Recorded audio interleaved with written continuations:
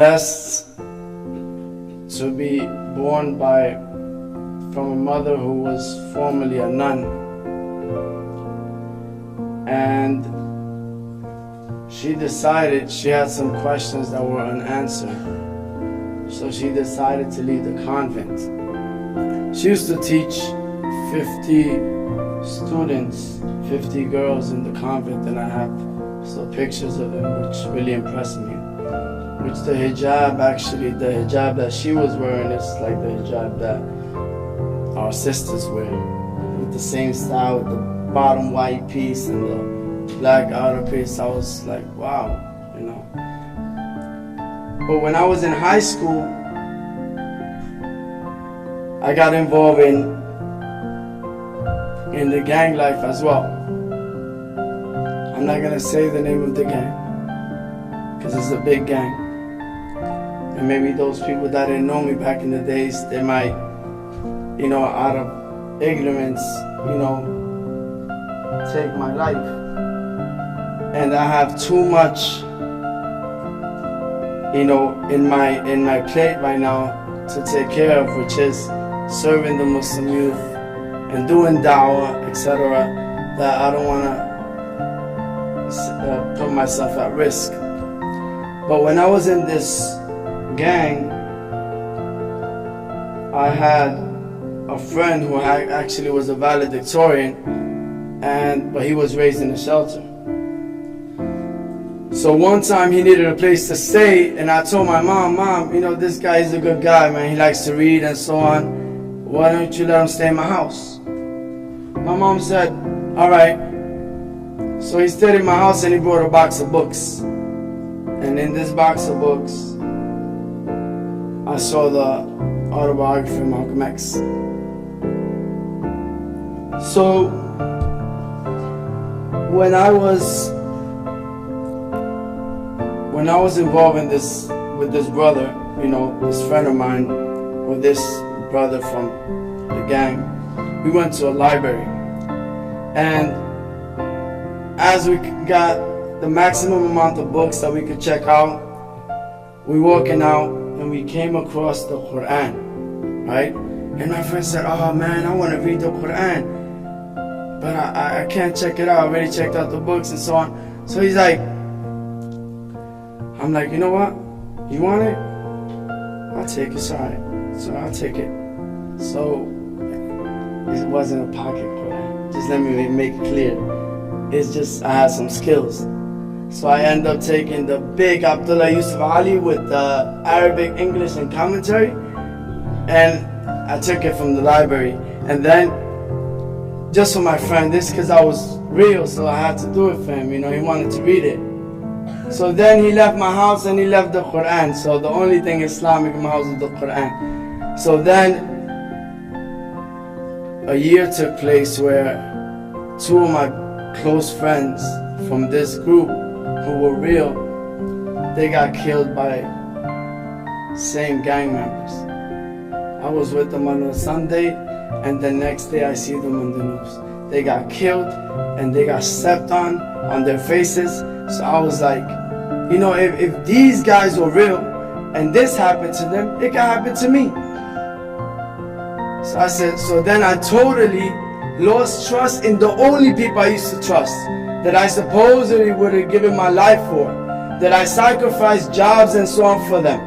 And I said, if they did that to my friends, they could do it to me.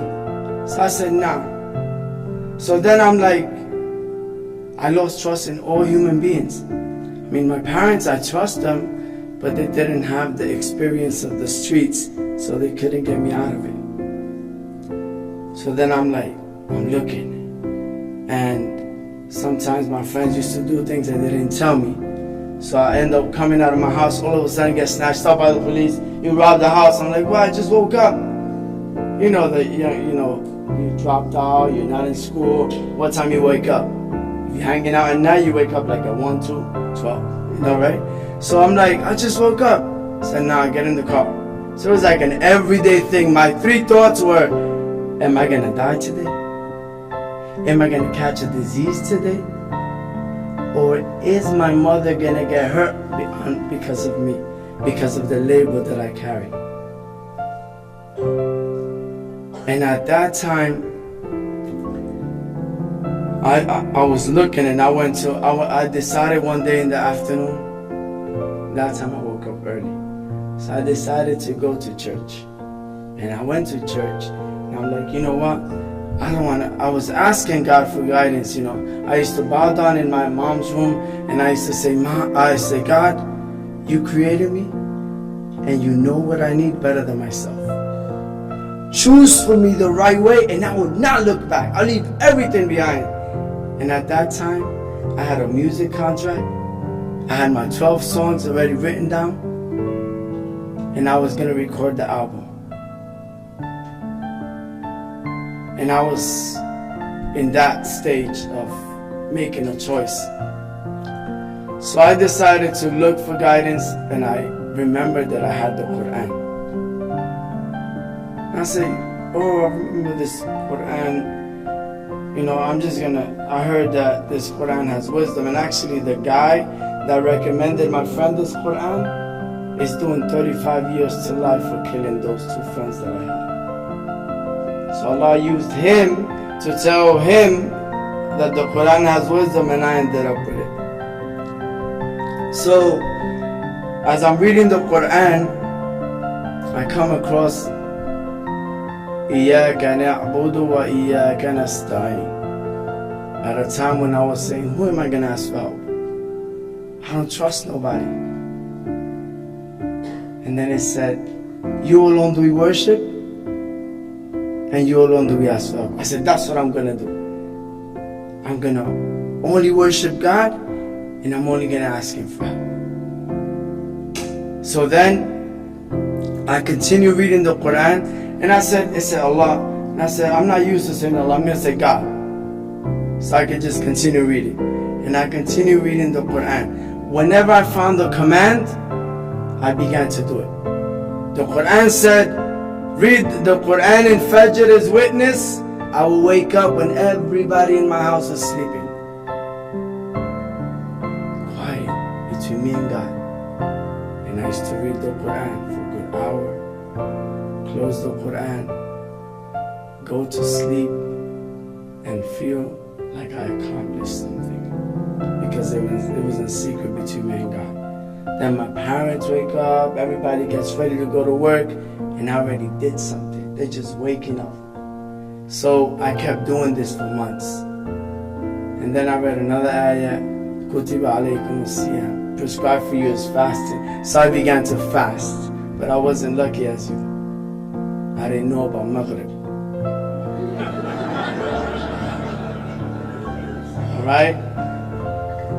So I didn't know how to fast. So, and Omar, I'm sorry man, I'm not trying to step. I'm not a comedian either. It's just natural. But honestly, I began to fast until I felt pain. Because I said, I am not a hypocrite. I'm going to fast until I feel what the poor people feel. And when I feel that pain, that I can't resist, then I will eat. Because I know my refrigerator is filled with food. So what's the point of fasting? So I did that. Then one ayah about giving charity, a verse about giving charity. So I actually used to rock DKNY,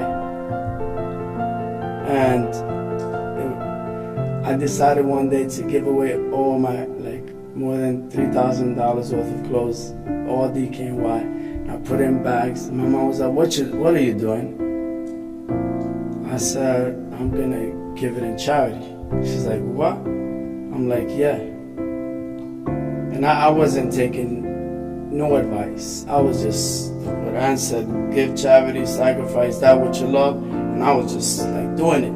So I grabbed these bags and I went to the nearby shelter and I put it in front of the door. And I was learning about doing things in secret between me and God. So I just rang the bell and I ran. And I used to know how to run and hide and stuff like that. So I dipped, the dip, right? So I dipped.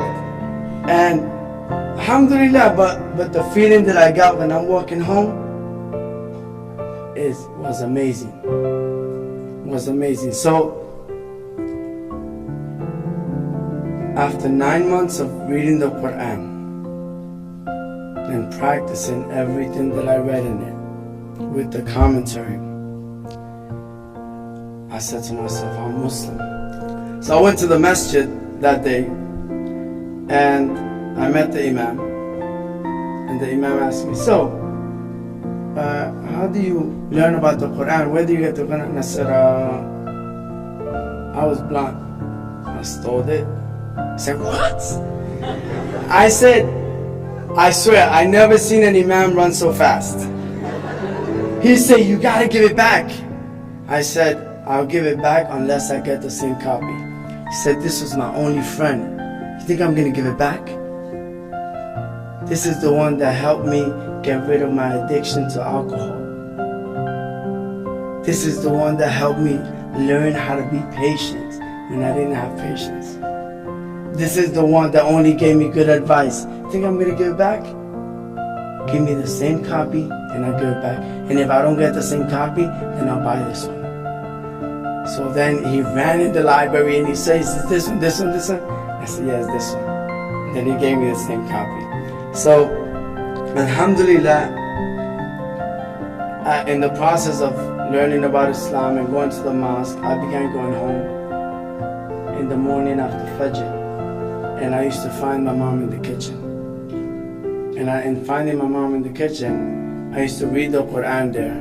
And sometimes I would find something interesting about Jesus and Mary. And I said, Mom, can I share with you something? And she was like, okay. So I began reading to her the Qur'an. And it became a daily thing. Every day after Fajr in English, I would just read to her the Qur'an. Then, alhamdulillah, I got married. And my mom comes to me one day and she's like, you know, I miss your reading of the Qur'an. And I was like, really? She's like, yeah. And a lot of the questions that I had that made me leave the convent were answered through your reading of the Qur'an. And I was like, so you believe in what you heard? She's like, yeah. And I want to be Muslim. So then, alhamdulillah, my mom became Muslim 2 years after